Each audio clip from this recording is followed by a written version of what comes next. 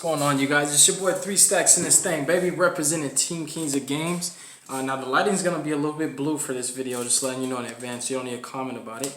But this has to be done, you guys. So, like this is one of my favorite decks of all time, yo. In this deck, there's no way they're about to write off SHADDOLLs like they did with Pendulums. They're not going to do it. I refuse. So what I have for you guys today is a list that is absolutely capable. Okay, well, I don't want to boastfully stretch, so I'll retract the previous statement. But I believe personally it's capable of combating the current meta right now as things stand. The format definitively that I'm discussing is, Eldritch, Adamantipator, Dino, Needle Fiber Turbo. Basically, that's the format. What it looks like to me from my speculation and what I see. And Invoke this, that, and the third. So this deck fell from grace. It fell from favor. A lot of people feel that it's not a good choice moving forward. Definitively, it's not optimal enough for them. Winda's not good enough. They act like this is the Winda deck. We, as SHADDOLL players, we know that this deck ain't all about Winda, but that's all people talk about. Whenever they say SHADDOLL's not good anymore, because Winda... Who said Winda's the only card in the deck? We can make Dwell, we can make Link 4s, we can make Synchros, we can make Needle Fiber if we want to. Like, I've shown so many things you could do with this deck, but it's to combat the main weaknesses. So basically mitigating the issues that this deck has. Some of the problems that would have been a detriment moving forward, but I got you guys covered. So I'm going to get into the main deck. The side deck and the extra deck have made some changes for the better. If you want to play this deck competitively moving forward, this is one of the ways that you should consider. This should be considered a strong blueprint for you guys. So let's go ahead and get into the main deck. So we're going to start off with 3 copies of Madman. This hasn't changed. So I'm going to explain interactions where these cards become very impactful in this format right now. But I'm going to go ahead and just drop the cards really quick. 2 copies of Spirit of the Fallwind.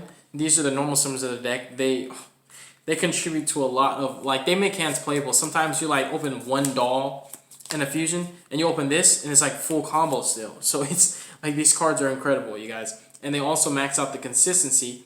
As you'll see in a minute, I played 3 copies of Windy, 3 copies of Hedgehog. This just doesn't change. I max out on the good dolls. 3 copies of Squamata. I'm going to stop right here for a reason, because this needs to be explained. 3 Mathmans, 2 Spirit of the Fallwinds, 3 Squamata, 3 Hedgehog, 3 Windy. Do you guys know that these cards are so interchangeable that these can all be the same thing? The Mathmans and the Spirit of the Fallwind specifically can be any doll. Why? Why 3 stacks? Okay, first of all, Mathman can just send Windy from the deck for his effect. If you want a Windy in hand, he can send Hedgehog to search it. If you want any SHADDOLL card sent from your deck to your hand, if you want a Windy effect, if you want a Hedgehog, you can use Mathman to send Squamata. Squamata is 3 extra copies of any SHADDOLL card. Hedgehog's 3 extra copies of any SHADDOLL monster. Effectively, you already have 6 extra copies of any name that you need. Spirit of the Fallwind can search any of these. So how many Windies do you actually play 3 stacks in terms of probability and statistics, the chance, the percentage, and the ratio of drawing the card? Well, since I have 3 Squamatas, 3 Hedgehogs, 3 Windies, 3 Mathmans, and 2 Fallwinds, the chances of drawing a hand that can lead to a Windy, well, I don't want to talk percentage ratio. Let's just count how many we have. 3, 6, 9, 12, 14. That's potentially 14 Windies, because any of these you draw can easily turn into Windy. Easily. It's very easy. Not just the Windies, but for any SHADDOLL that you need. So the thing with Squamata and Hedgehog and cards like Mathman and Spirit of the Fallwind, they're also filter cards. They allow you to see any other cards that you need. And Mathman, oh my goodness, like, let's talk about Mathman for a little bit before I keep getting any further in the deck profile. What Mathman is so good in this format right now is because when you're going second against boards with Borreload Savage and Drageye and, Arclight, just counter trap, negate. Your fusion spells, oftentimes, the activation. Pay attention to my words, because I've done this in real life. Okay? The activation of your fusion spells gets negated. Keyword activation. So what I've done before in the past, which is what makes Mathman so much even better than pen and paper for me, my El SHADDOLL fusion got negated once. It was out of locals. It's fine. It got negated. So what ended up happening was Mathman ended up sending the Squamata to send the core to recur the fusion spell. Another time when I got the structure deck, it was an Armageddon play. I was play testing against a friend using rockets. This is what makes Squamata so powerful too when you play core, is I normal summon Armageddon Knight. I'm like, effect, any response? He's like, no. And I'm like, all right, chain El SHADDOLL fusion. I did that on purpose. He negates the El SHADDOLL fusion with Borreload Savage. Same scenario. Borreload Savage negated again. resolution, Armageddonite ended up sending the schemata. Its if effect ended up sending the core. Core ended up adding the same El Shaddol fusion that was negated. So when you're going second, Mathman gives you a second chance at getting that same fusion spell. If you open Shaddol fusion and you're like, yes, let's go, I'm gonna clap them. But it's like, dang, too many negates. They already negated the activation of my El Shaddol fusion. I don't really have too much steam left. Activate Shaddol fusion. Dang, they negated it. Normal summon Mathman for turn. Send Squamata, use Squamata's effect, use it to send the core, use the core to target the Shaddol fusion, add it from grave to hand. That's a scenario where it could come up and it can be really, really clutch. So Mathman is so strong. Again, I'm trying to remember what Materia Beast's defense is. It matters because Adamantipator summoned it, but I'm pretty sure its defense ain't 2000. But bottom line, because I play Hound in my list, I can also normal summon Mathman and use it to send Hound to change Materia Beast to defense. So now I could potentially swing over it. Now, I don't know the statistics of the defense, but it also applies to other boss monsters. It applies for Vanity's Fiend. It applies for so many different things where Mathman can just dump a really, really powerful card like Dragon to force out the negation of a counter trap, for the Eldritch matchup, to force their back row to activate now instead of when they want to use it to interrupt your combo. So Mathman is incredible. He's absolutely exceptional. He's such a flexible card. He does so much for this deck. He's way, way more powerful of a normal summon than Alistair the Invoker, just for the simple fact that he has applications that Alistair he can't even come close to doing what Mathman does. He's so flexible, so versatile. He does many things for this deck. So these are kind of like the bread and butter cards of your deck. Spirit of the Fallwind literally adds a flip effect monster from your deck to your hand when you summon her. Continuing with the dolls. I'm going to go ahead and put these piles neatly together now. Because I used to do this in my profiles too. I want to go back to doing this. I used to line my cards up like this, and it was beautiful. So I'm going to keep my cards lined up like this. I want to go back to doing profiles like this. I need to start reminding myself to line my cards up, because I just made a habit of organizing my cards this way when I did profiles. So continuing, one of the most underrated Shaddolls at more than one copy, 3 copies of Ariel. Now, if you guys follow this channel, you understand I have put an emphasis on how strong this card is. For this format, exclusively too, more than one Ariel, I feel at this point is it's a necessity. You can use one for the combo, that's fine, but you will need one in your deck for you, because I like to summon Construct and basically resummon her off of Incarnation on my opponent's turn to turn her into an interruption. Because when you loop Construct off Incarnation, you can dump cards like Dragon and Ariel to disrupt your opponent's plays. You can dump Ariel for your Eldritch matchup. You can dump the Golden Lands before they get a chance to banish on in phase. You can banish Golden Boy. I said dump. For Salamangreats, you can banish 3 of their solid cards. That hurts a lot. Okay, when you play against Adamantipator's, one of the interactions that could matter is you can just banish 3 Earths to prevent them from being able to hard summon Block Dragon. If they searched it off of Gallant Granite, they have to summon it, with this effect from hand now. You can also prevent them from having targets for their spell, for the signs. You can just banish those. You can also banish the water from their grave so that Dragite won't be able to activate its effect to, negate a spell or trap. Just, a few examples, and those are meta-relevant decks. For Dinos, goodness, make sure you keep 2 Dinos at their grave for Conductor. Make sure you're constantly banishing Miscellaneous Saurus. Make sure that you banish their Oviraptors so that they can't get them back. If you see a different type monster, banish it so that they can't activate Evolution Pill potentially. Just so many applications where this card is way too strong, you guys. Like Ariel is a triple DD Crow. That is very, very pivotal for this format. So many decks, in fact, almost every deck that's mainstream, that matters. Even banishing Jet Synchron, like normal Jet Synchron, Link Rebo. Okay, alright, on summon, Incarnation, summon Construct, dump Ariel, banish the Jet Synchron. That could stop a Needle Fiber from hitting the field. Just, many examples. I'm not saying that it's supposed to be used that way. I'm saying that that's how it can be used, and that's really important to make sure that you play at least more than one Ariel, because this card is strong. Having different named dolls in your hand matters, because hard summoning Opcolone in this format is just too strong. It's going to bait so many negations. You can chain block with it, And if you just want it to be negated just to force an interruption out so you can get its graveyard effect, you can do that. Well, Colonne itself, you can just chain block it to be chain link 1, it'll negate a card. Then once it hits from the field to the grave, you can also use this effect to just search for another dog card that you need. Hard summoning it going second oftentimes leads to Shaddol Fusion being added to your hand because you can easily convert it to Gravity Controller. So you can't really do that if you didn't draw Shaddolls at different attributes. So I like maximizing on some of these cards. It's really strong. Beast, because he's one of the easy replacements. You know, when it comes to side decking, there's a 2-card combo that I'm infamous for now, the Mathman Goods combo. You can normal Mathman, use Windy to special this from deck, activate Goods to dump the trap, use the trap, banish Windy and it, flip Beast, turn 1, draw 2, discard 1, link in the cross sheet, continue with your plays. There's so many things you could do with this deck, you guys. Like, man, this deck's so good. Shaddolls are never just gonna be like rogue, not at this point, like the structure deck. Constructs at 3, Colonne exists, Ariel's out, Windy. Like these cards, there's no way this deck's gonna be rogue. There's no way I'm allowing it. I played 2 copies of Dragon.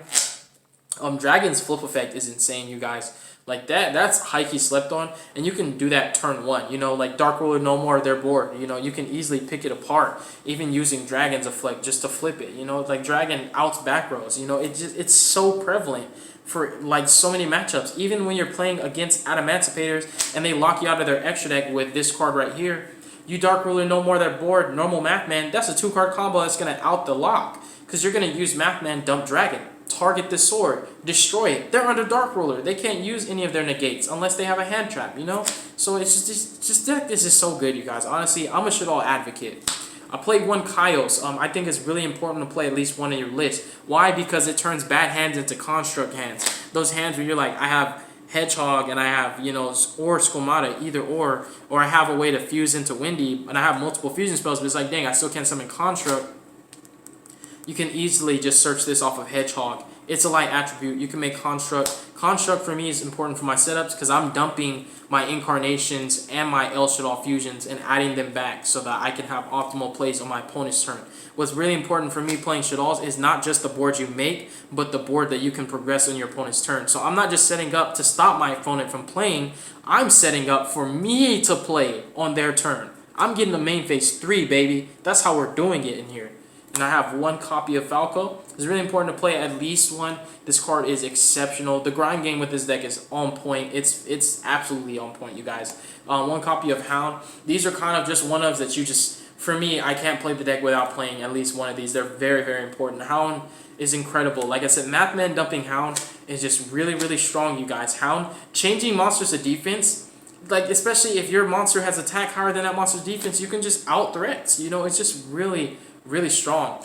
Borlord Savage, you know, his defense is always going to be lower than his attack, so that can be potentially a way that you can get over him. I'm just saying, might not be realistic sometimes, but having Hound does so much more than just being able to flip your Shaddolls face up with his effect. Also adding Shaddol cards from your graveyard to your hand with his effect. It's incredible.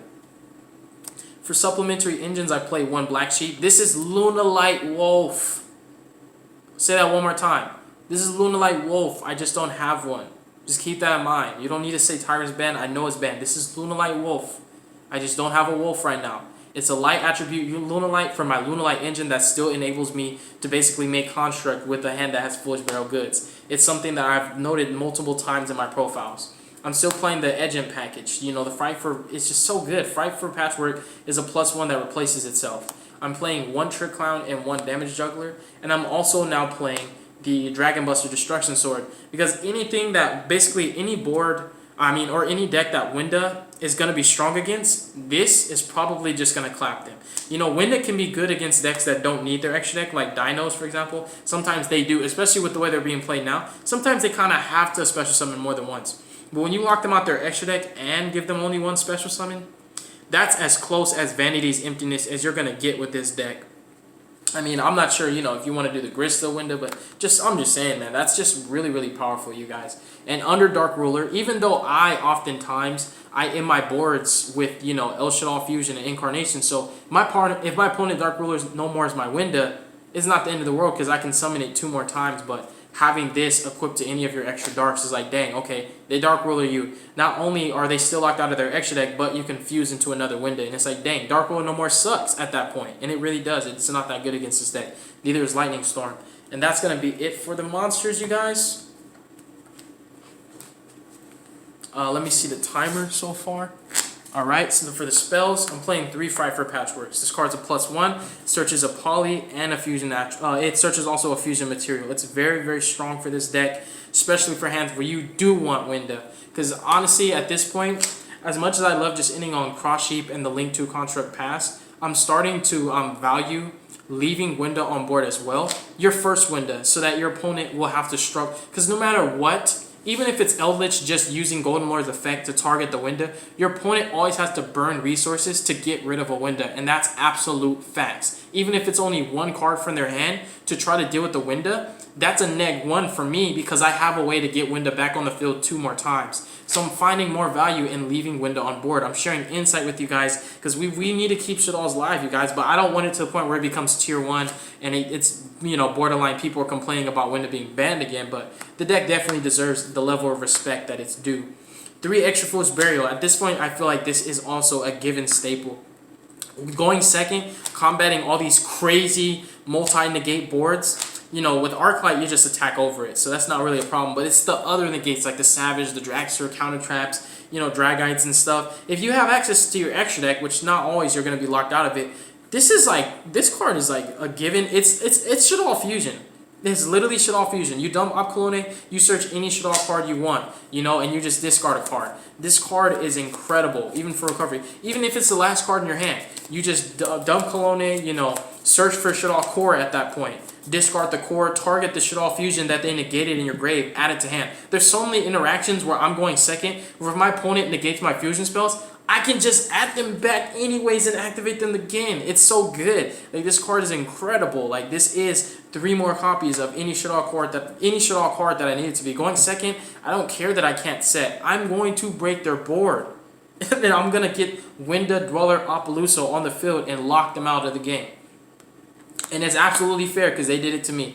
Continue with the Foolish Barrel spells. 3 Foolish Barrel Goods. Mathman Goods is one of my favorite combos in this deck. Drawing Goods with any optimal hand. It can even make your hand optimal because you can dump Perfume. Search for your fusion attribute that you need for Construct, or search for a fusion spell, or you dump Core to get something back, or you dump Incarnation for a combo with Mathman. The card's like never dead. Like, it seems like it's just never dead. If it's dead, you're drawing like nothing but spells and a Goods. You know, but if you draw an optimal hand, it's always going to be good. I'll say that. 1 Foolish Burial. I mean, we're playing Shaddolls, dude. Why would you not play it?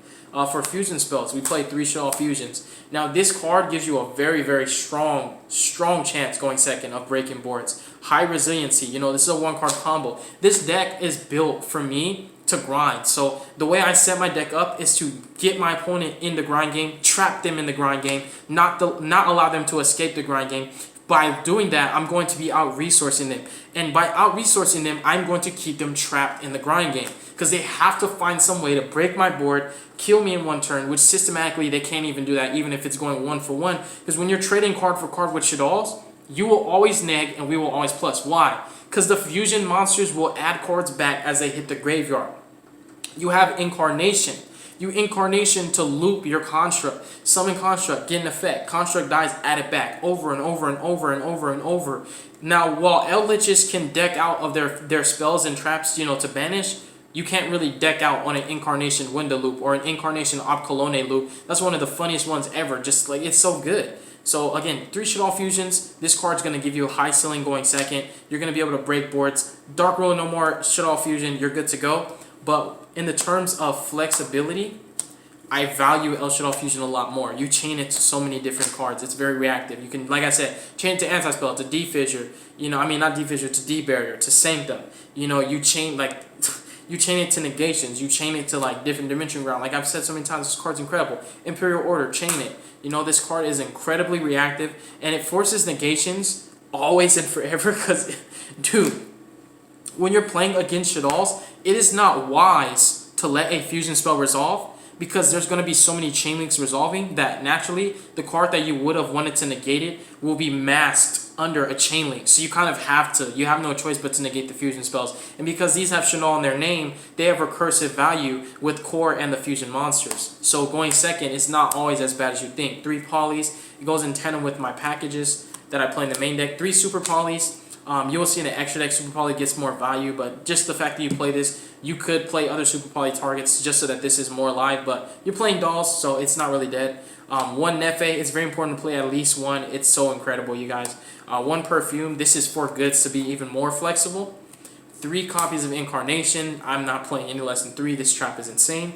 And 1 copy of Core, because it's a mandatory staple for me to play. It gives me a higher ceiling going second. I explain interactions where your opponent's negating the activation of your fusion spells and you are adding the back off Core. Core is just really strong and it lets you summon any doll that you want.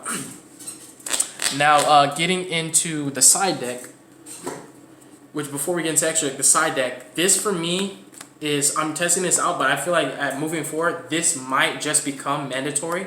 3 copies of Gamma, 1 driver. You know, obviously these are lights for construct, so any optimal hand, even if you draw, it's still good. But going second, one of my biggest weaknesses, which is generic, is Abyss Dweller. So when I side going second, I side to counter boards that are full of negates with Abyss Dweller. So I want reactive cards. So these cards' main job is to stop Dweller from resolving, because a smart player will not shotgun Dweller. Just at the offset chance that impermanence there, a highly skilled player will play around cards even if they're not there. That's what I would do. I would play as if they do have the imperm. So I'm not going to shotgun Dweller the moment they go into standby. They're going to wait till you activate a card and then chain Dweller. You'll use your Gamma or your Chalice to potentially negate the Dweller. It gives you a better chance, especially if you open SHADDOLL Fusion, Gamma, and Chalice, you know, like dang. And if you have Math Man, like you're baiting at least 3 negates at that point. So if you like activate SHADDOLL Fusion, you know, they negate, you know, they chain Dweller, you chain Chalice, so like I chain negate, you chain Gamma, they chain negate, and at the end of that, like, you know, it's still not enough. That kind of sucks, but it gives you a chance to bait 3 negates, you guys. Like, even if the chain resolves and Dweller does get negated, but your SHADDOLL Fusion doesn't resolve, if you have Mathman in your hand, you can dump Core and add the SHADDOLL Fusion back to hand. Well, dump Squamata, dump Core, but Gamma is just incredible, you guys. For this format specifically, because there's so many boards full of negates, oftentimes you have to draw like Spear Mode or Dark Ruler No More or Bust. But for me, I have a better chance because SHADDOLLs don't always need, like, you know, I'm just gonna show you, these are obligatory. You know, Dark Ruler, not Spear Mode. For me, Lava Golem, because I kind of like it better. It's a fusion attribute also because I do, you know, like I value the Grista. The Grista kind of, I go back and forth, you know, with siding it and stuff like that. But, you know, bare minimum, it could be a fusion attribute. But the main thing is you can always drop multiple golems, but with Spirit Mode you can't. So I kind of just like these. And not every board can be Spirit Moded. Like sometimes it will just be Savage, Arclight, back rows. But these are kind of just self-explanatory. You just need these. But these are reactive. So I like these because when I'm activating my fusion spells, oftentimes I don't really have monsters. You know, I'm just going right into a fusion. So when they're negating the fusion spell, I can use Gamma to chain it to force out another negation. So if that negation gets forced out, even if it negates the Gamma, for example, when you have multiple Gammas, it can be very detrimental because this card's not once per turn. So even if they negate the Gamma and you have another one, you have a chance to actually activate another card and chain the Gamma to kind of just break their board. And what you'll use the Gamma to do is you'll use it to link in a cross sheep and do your combo in a convoluted manner. So I'm really valuing Gamma and Chalice because they allow me to play around Dweller. You know, even if my opponent just goes like, all right, Dweller 1 negate, Dweller 2 negates, I could potentially negate that Dweller and still get my graveyard effects and bait out interruptions at the same time. And dealing with Savage, you know, Arclight, Don Dragster, all these things, these cards are very reactive. I can even cite these going first. And even if I cite for going second and they make me go first, drawing these is not the end of the world. But if it's a Spear Mode and it's, you know, for example, any cards of that nature, it might not help me. But I really do like these. The main point that I'm getting at is they do negate Dweller. So I'm really enjoying the Gamma and the Chalice. I'm on the fence about Widow Anchors just to have more reactive cards because I'd rather reactively break the board than just summon a Rocky Boy on their field. Because for me with SHADDOLL, sometimes our normal summon matters, and also it enhances the playstyle that the deck's already reactive. You have so many ways to activate your SHADDOLL Fusion, so many ways to get access to, you know, your outlets, to be able to summon out Opcolonate, Construct, you know, things of that nature, Shikinaga. You really, the whole aspect of it is reactive. You're playing fusions and you're getting chain links off. So for me, these just kind of just suit and complement the playstyle. I really like these cards. They're really strong. For the extra deck, I'm playing 4 Constructs. This card is so good, you guys. Honestly, I don't care if I'm playing Invoke Dolls. I gotta play at least one of these. This card is incredible. It gives you such, even though the grind game on this deck is already on point, this gives you such an annoying grind game. It'll be like, dang, are you done? Like, it's that kind of grind game. Like, are you done yet? No, I'm not going anywhere. You're not killing me. 2 op colones. It's very important to play 2 for my list because I'm dumping one off of extra flourish and hard summoning the other. I prioritize hard summoning op colone every duel as much as I can. Well, it's a priority now because reviving this off the trap gives you a perm negate when you're going against some of these crazy decks. Winda's not always going to be enough. Speaking which, 2 Windas. You want to kind of set up with like Winda, Dweller, Appaloosa with Op Colone and Grave. That's with your optimal hand so that you can revive Op Colone off the trap. So effectively you have like 4 negates backed up with Winda, you know, and you have SHADDOLL Fusion to summon another Winda if they out it with like Dark Ruler. Moving forward, for me, Anoyatilis is mandatory. Yeah, it gives you another Super Poly target as well. But Eldritch, right? We're talking about Eldritch mainly. They can outgrind a lot of times, even with Winda being up, just being able to get that trap to summon Golden Boy from the graveyard, they can just attack over Winda. It's like just having this raises your ceiling. Like it absolutely just shuts rituals down for one. And again, it just applies to summoning monsters from the hand or the graveyard off of spell or trap effects. You guys have no idea how generic that can get. It even stops revival spells, you know, like Monster Reborn, the Signs for Adamanticators. When you're playing against other matchups, you know, it can be very, very dominating for you. So Anoyatilis moving forward, it's just, for me, it's a staple now. Like I need it, especially when you're playing against Eldritch. Like I said, this deck's built to beat the current meta. And then 1 Shikinaga, you just need more reactive cards.